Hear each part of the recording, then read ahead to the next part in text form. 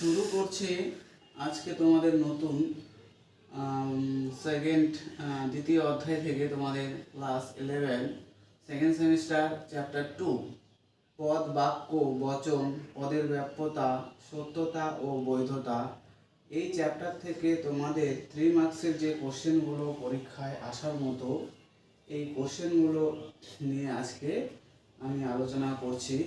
তোমাদের এই কোশ্চেনগুলো খুব গুরুত্বপূর্ণ কোশ্চেনগুলো আজকে আলোচনা করব, যেটা তোমাদের পরীক্ষায় 100% আসার মতো কমন কোশ্চেন। এই কোশ্চেনগুলো তোমরা ফলো করো। তাহলে কোশ্চেন নাম্বার ওয়ান বলেছে অবধারণ ও বচনের মধ্যে পার্থক্য লেখো। অবধারণ ও বচনের মধ্যে পার্থক্য লেখো। অবধারণ ও বচনের মধ্যে পার্থক্য লেখো। দু নাম্বার কোশ্চেন নাম্বার টু বাক্য ও বচনের মধ্যে পার্থক্য লেখো। বাক্য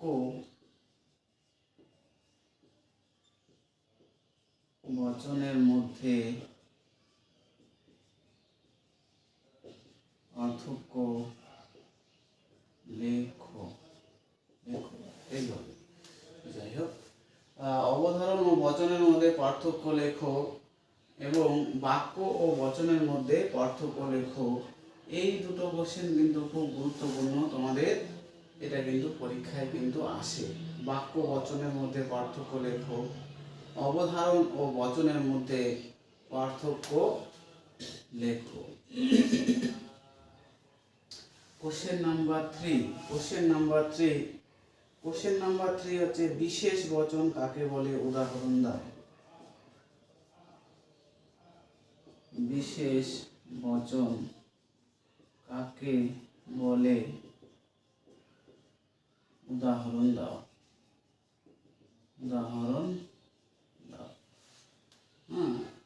তাহলে আজকে 3 নাম্বার কোশ্চেন আমাদের বিশেষ বচন কাকে বলে উদাহরণ দাও। কোশ্চেন নাম্বার 4 নিষেধক বচন কাকে বলে। নিষেধক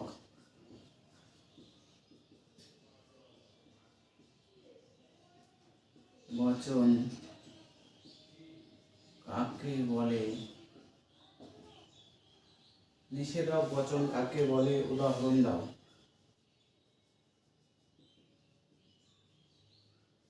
এই কোশ্চেনটা কিন্তু খুব গুরুত্বপূর্ণ, এটা কিন্তু পরীক্ষাতে আসে। নিষেধক বচন কাকে বলে উদাহরণ দাও। কোশ্চেন নাম্বার 5 বচন ও বচনাকারের মধ্যে পার্থক্য লেখো। বচন ও বচনাকারের মধ্যে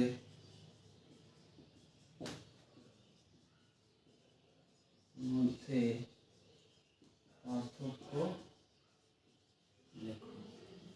তাহলে বচন ও বচনাকারের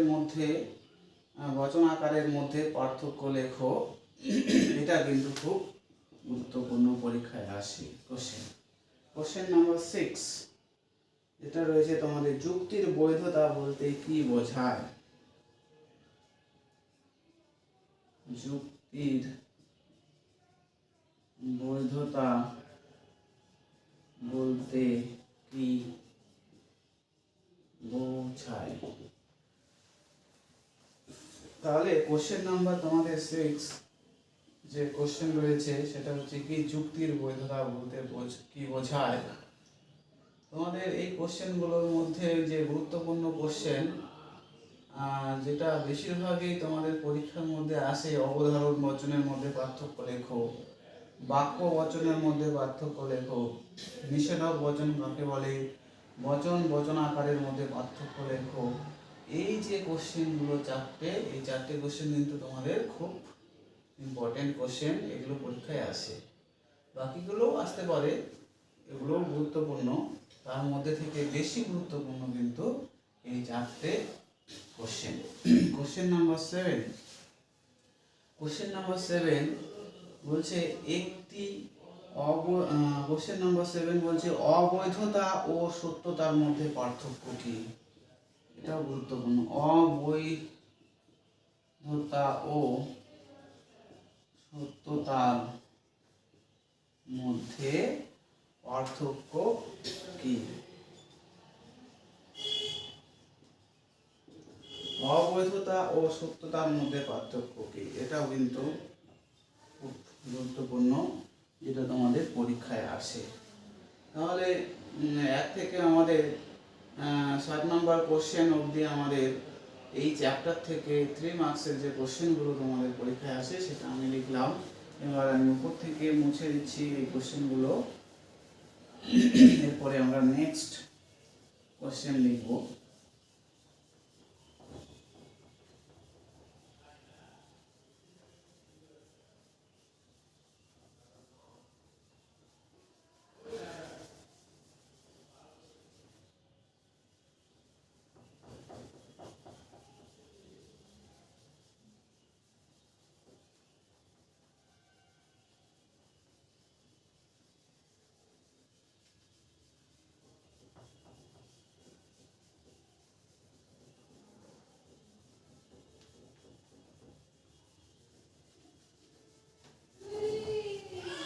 কোশ্চেন নাম্বার 8 কোশ্চেন নাম্বার আমাদের 8 কোশ্চেন নাম্বার রয়েছে আকারগত সত্যতা বলতে কি বোঝো। আকারগত সত্যতা বলতে কি বোঝো। তাহলে এটাও কিন্তু খুব গুরুত্বপূর্ণ কোশ্চেন তোমাদের। আকারগত সত্যতা বলতে কি বোঝো, এই কোশ্চেনটি আমি এর আগেও আলোচনা করেছি, এটা খুব গুরুত্বপূর্ণ আসে পরীক্ষায়। কোশ্চেন নাম্বার 9 কোশ্চেন নাম্বার 9 একটি অবৈধ যুক্তির উদাহরণ দাও। একটি অবৈধ যুক্তির উদাহরণ দাও।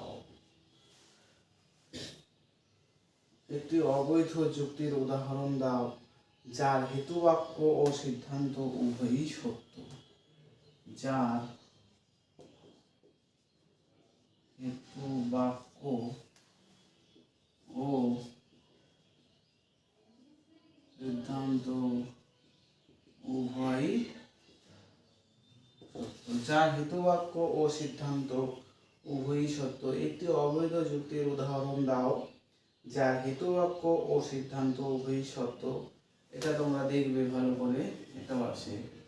কোশ্চেন নাম্বার 10 কোশ্চেন নাম্বার 10 সব বচনই বাক্য। সব বচনই বাক্য।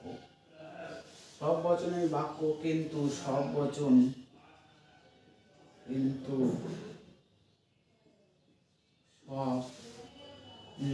সব বাক্যই বচন নয়। বাক্যই বচন নয়। এটা কিন্তু এটাও গুরুত্বপূর্ণ, এটা কিন্তু পরীক্ষায় আসে। এটাও কিন্তু তোমাদের একটু ভালো করে দেখতে হবে। সব বচনই বাক্য, কিন্তু সব বাক্যই বচন নয়। আলোচনা করো কেন বলছে এটা, আলোচনা করো কেন এই কথাটা রয়েছে যে সব বচনই বাক্য এবং সব বাক্য বচন নয়। বচন মাত্রই বাক্য, কিন্তু বাক্য মাত্রই সব বাক্য কিন্তু বচন নয়। এটা দেখবে তোমরা। কোশ্চেন নাম্বার 11 নিচের বাক্যগুলিকে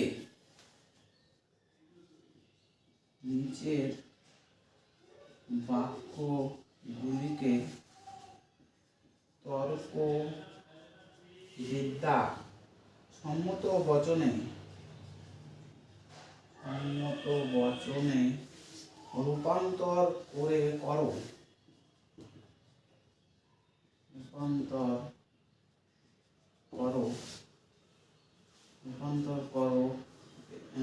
ও কোন কোন পদ বাক্য ও কোন কোন পদ ব্যাপ্য এবং কোন কোন পদ অব্যাপ্য তা উল্লেখ করো। তা উল্লেখ করো। তাহলে এই 11 নম্বর কোশ্চেনের মধ্যে আমরা আলোচনা করব যে নিচের বাক্যগুলিকে, কতগুলো বাক্য দেওয়া থাকবে, সেই বাক্যগুলোকে তর্কবিদ্যা সম্মত বচনে আমাদের রূপান্তরিত করতে হবে। অর্থাৎ বাক্যগুলোকে আমাদের বচনে রূপান্তরিত করতে হবে। সেই বচনগুলোর কোন কোন পদ ব্যাপ্য, কোন কোন পদ অব্যাপ্য, সেটা আমাদের লিখতে হবে। এই বচনে আমরা এর আগেও আমরা জেনেছি যে এ বচনের কোন পদ ব্যাপ্য, ও বচনের কোন পদ ব্যাপ্য অব্যাপ্য, আই বচনের কোন পদ ব্যাপ্য কোন পদ অব্যাপ্য এবং ই বচনের কোন পদ ব্যাপ্য ও অব্যাপ্য। এবার আমরা সেই বাক্যগুলোকে তোমরা করবে বাড়িতে। এই বাক্যগুলো আমি যেগুলো দিচ্ছি তোমাদের আজকে এই চ্যাপ্টার থেকে, এই বাক্যগুলো তোমরা করে দেখাবে বা করবে বাড়িতে। 1 নম্বর, একজন ছাড়া সব ছাত্র উপস্থিত। একজন ছাড়া সব ছাত্র উপস্থিত। একজন ছাড়া সব ছাত্র হচ্ছে উপস্থিত। 2 নম্বর, সৎ ব্যক্তিরা সর্বদাই সুখী হয় না। সৎ ব্যক্তিরাই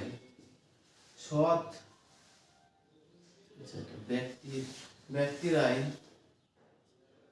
সর্বদা সুখী হয় না। সুখী হয় না। এটা হচ্ছে তোমাদের কোশ্চেন নাম্বার 2। কোশ্চেন নাম্বার 11 এর কোশ্চেন নাম্বার 3 যে বাক্যগুলো দিচ্ছি সেটা হচ্ছে কি, সকল জড় বস্তু স্থিতিশীল। সকল জড় বস্তু স্থিতিশীল।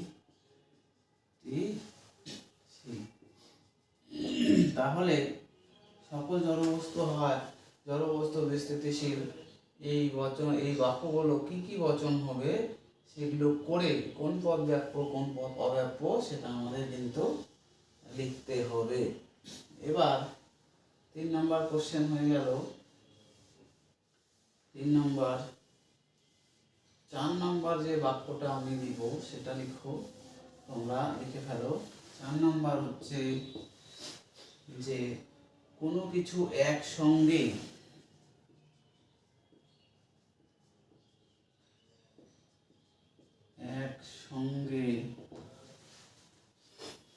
বর্গাকার ও গোলাকার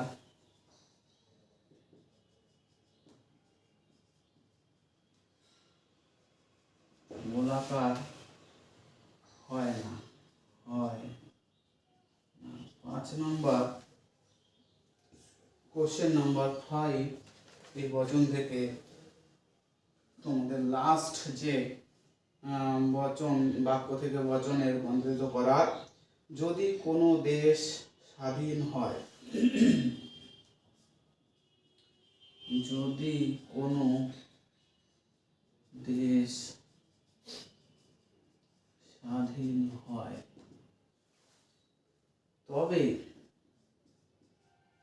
তবে সে দেশ উন্নতিশীল। তবে সে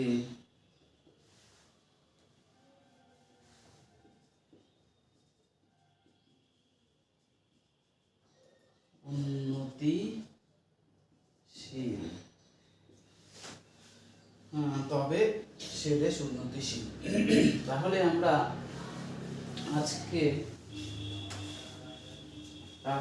আজকে আলোচনা করলাম তোমাদের এই চ্যাপ্টার থেকে, অর্থাৎ 11 সেকেন্ড সেমিস্টার চ্যাপ্টার 2 পদ বাক্য বচন, পদের ব্যাপ্যতা, সত্যতা ও বৈধতা, এই চ্যাপ্টার থেকে তোমাদের যে গুরুত্বপূর্ণ কোশ্চেনগুলো 3 মার্কসের আসার মতো কোশ্চেন, যেটা 100% আসার মতো কোশ্চেনগুলো আমি তোমাদের মোট এখানে 11টি কোশ্চেন আমি তোমাদের দিয়েছি। সেই কোশ্চেনগুলো তোমরা বাড়িতে ভালো করে পড়বে, দেখবে, আলোচনা করবে। 2026 তোমাদের ভালো করে প্রিপারেশন নাও, পরীক্ষার জন্য প্রস্তুতি ভালো করে নেবে এই কামনা করছি। নতুন বছরে সকলকে শুভেচ্ছা জানাচ্ছি। নতুন বছর সবার ভালো কাটুক। 2026 হ্যাপি নিউ ইয়ার। সকলকে আমার তরফ থেকে রইল শুভ কামনা। ঠিক আছে, আজকে এই পর্যন্ত রাখছি।